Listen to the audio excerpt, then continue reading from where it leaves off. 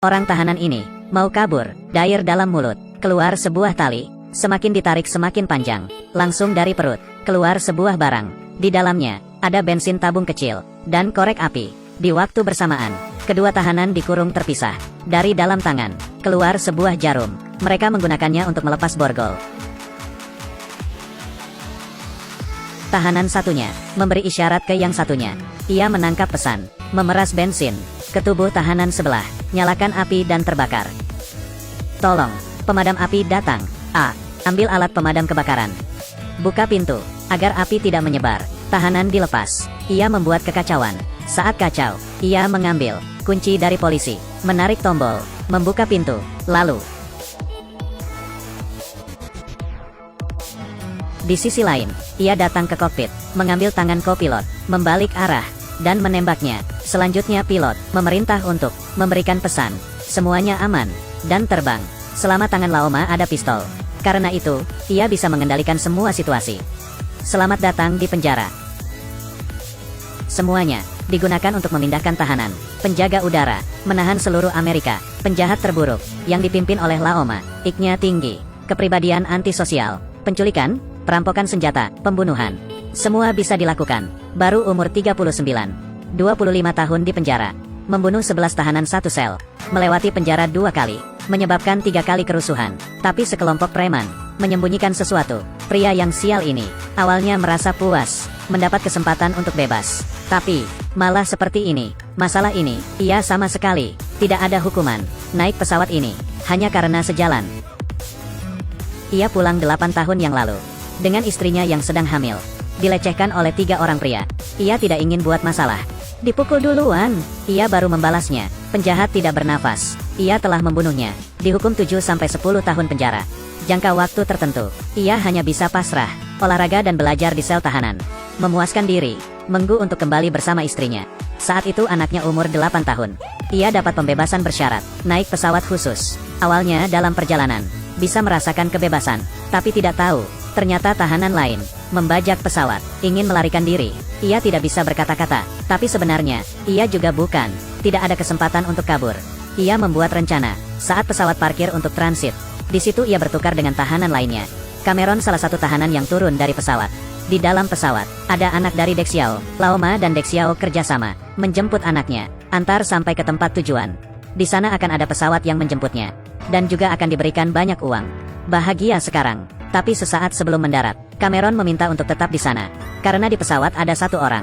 Teman tahanan selnya. Ia mengulangi lagi, membawa temannya pergi. Saat pesawat mendarat, sekelompok polisi menunggu. Ia mengganti pakaian, menjadi penjaga penjara, menutup mulut dan kepala, seakan tahanan. Secara tidak sadar, mereka ditukar, dikawal ke pesawat. Tidak ada yang tahu. Saat menukar, ada monster, namanya, bisa membuat penjahat kejam ketakutan. Ini permainan apa? Ini adalah tahanan yang menakuti para penjaga penjara. Menguncinya, harus dikurung terpisah, dan memasang penutup mulut. Badan diikat. Ia adalah iblis pembunuh. Orang beri julukan, Butcher. Jangan melihat tubuhnya yang kecil. 37 hidup di bawah tangannya. Metode pembunuhannya, dari keluarga Manson yang terkenal jahat, menjadi kekerasan. Setelah naik pesawat, ia dilepas. Penjaga penjara dengan hati-hati, melepas ikatan mulut. Matanya mulai terlihat. Tahanan berpura-pura menjadi penjaga. Ternyata, di dalam pesawat ini, dari awal, sudah dikendalikan oleh tahanan. Bebas, sudah bebas. Polisi di bandara, baru tahu, tahanan yang turun dari pesawat. Semuanya penjaga penjara. Polisi buru-buru mengejar, tapi tidak keburu. Dengan cepat polisi menemukan GPS pesawat, kirim helikopter militer, berniat untuk menembak jauh. Tapi penjaga penjara pintar. Dari awal bertukar dengan tahanan, melepaskan GPS, mengganti dengan barang lain. Peluang tidak banyak. Tahanan yang baik mencoba menggunakan pesawat, alat perekam, untuk memberikan pesan ke polisi. Tapi gagal. Ia hanya bisa berada di dalam pesawat, berpura-pura menjadi tahanan, menanyakan rencana mereka, mencari kesempatan. Saat pesawat, rodanya tertahan, kecepatan tidak bisa ditingkatkan. Cameron disuruh turun, melihat kondisi. Di sini, mereka menemukan tubuh. Ternyata ia orang yang tidak sempat naik, memeluk roda yang mau ditutup, dan terjepit mati. Cameron sadar ini kesempatan. Saat penjaga tidak sadar, ia menulis nama penjaga, dan arah tujuan pesawat, ke tubuh pria mati itu. Kemudian dilempar keluar. Setelah dapat informasi, Tahu keberadaan tubuh itu, ikut arah helikopter. Benar-benar berlawanan. Ia beritahu pihak lain untuk putar arah. Mengarah ke Lerner. Tapi pilot sombong, keras kepala, hanya percaya dengan mesin. Sinyal yang ditampilkan, mematikan telepon. Saat mendapat keinginannya, kejar dengan mesin. Menyadari bahwa ia ditipu. Membawanya jalan-jalan. Sial, tidak dapat dukungan dari polis. Detektif hanya bisa menyetir ke arah bandara, tapi mobilnya rusak. Tunggu lama baru bisa lagi. Ia balik arah lihat, ada mobil baru polisi. Untungnya ada di sebelahnya, dan menyetirnya. Pesawat hampir sampai, tapi tidak melihat siapapun di menara. Tidak ada perintah darat, hampir tertabrak. Saat mendarat menabrak, dan masuk ke dalam tanah. Baru berhenti, saat Laoma keluar dari pesawat. Sama sekali tidak ada orang. Anak Dek Xiao bilang sebentar lagi sampai. Tapi Laoma tidak tenang. Ia perintah semua orang mengeluarkan pesawat dari tanah. Kedua tangannya bersiap. Tahanan teman satu sel, ada penyakit diabetes. Tapi obat jarum suntik, pecah ke lantai. Ia tidak bisa bertahan. Hidupnya tinggal setengah. Demi menyelamatkannya, Cameron lari ke pesawat, mencari jarum suntik. Saat dia mencari, tiba-tiba diserang dari belakang. Ternyata sekelompok ini menyergap narkoba di sini. Pesawat juga disembunyikan di sini. Ia hanya ingin putranya kembali. Ia bahkan tidak berencana untuk membuat kesepakatan.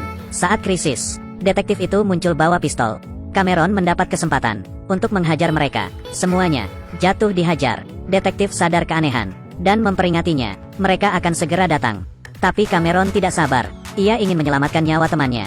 Saat mereka berdua berbicara, tidak sadar, ada satu orang bersembunyi di dalam pesawat. Waktu bersamaan, Laoma dan tangan kanannya. Dari jauh ada pesawat. Polisi sudah datang. Lihat situasi. Masih ada beberapa menit. Bisa sampai ke bandara. Narapidana dengan sekuat tenaga menarik. Jika pesawat tidak keluar, mereka akan berakhir. Salah satu narapidana berhenti dan berlari ke persediaan bandara. Ternyata ada orang di sana. Ia ingin kabur sendiri, tapi detektif sadar. Demi menghentikan pesawat, ia ke derek mobil, menarik pegangan. Tiang mobil derek menghancurkan pesawat. Pesawatnya berhenti, menabrak pom bensin. Semua bensin keluar. Laoma datang, tahu ia ditipu. Ia memohon belas kasihan, tapi Laoma tidak peduli. Mengambil batang rokok dan melemparnya.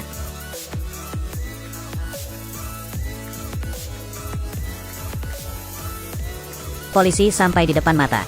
Ia tidak panik, menggunakan botol kaleng, memerintahkan orang untuk letakkan tangki bensin. Semua tabung gas dibuka.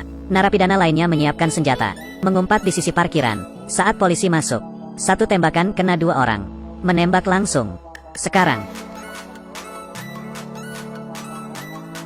Ledakan mengganggu formasi polisi. Keduanya saling tembak, senjata dan peluru di mana-mana. Cameron menyetir mobil polisi yang terbakar. Di seberang perang, berhasil balik ke pesawat. Untuk menggagalkan Laoma terbang, ia mengikatnya dengan tali. Tanpa disadari ada banyak tembakan di luar. Seorang tahanan yang ada di pesawat merencanakan kejahatan ke penjaga wanita. Cameron melihatnya. Jangan perlakukan wanita seperti ini. Cameron menemukan jarum di kotak darurat dan menyuntik ke tubuh temannya.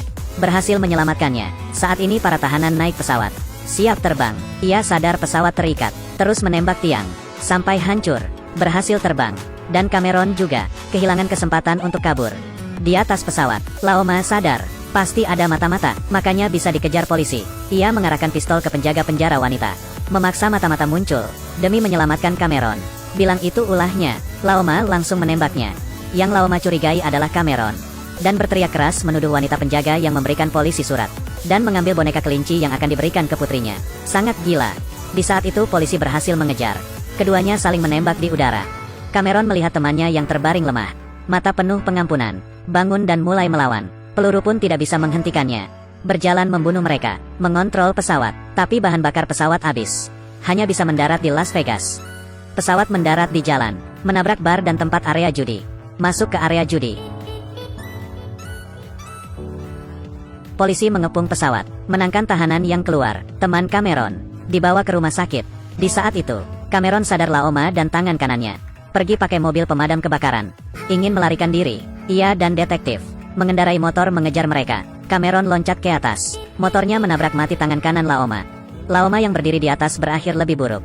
Tangannya diikat olehnya, dinaikkan ke atas, dan menabrak tembok gedung, dan tertindih bangunan. Jatuh ke dalam lubang dan tertindih.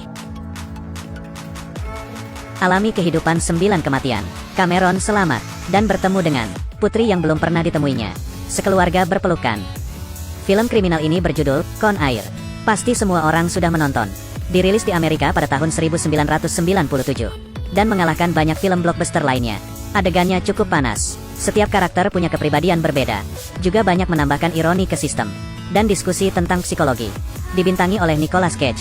Bukankah raja film buruk saat itu? Tubuh berotot dan tampan. Setelah menonton film ini, tidak bisa menahan nafas. Ini adalah blockbuster nyata. Ini adalah para penggemar Nicolas Cage. Baik, cerita hari ini sampai di sini. Saya Sianya.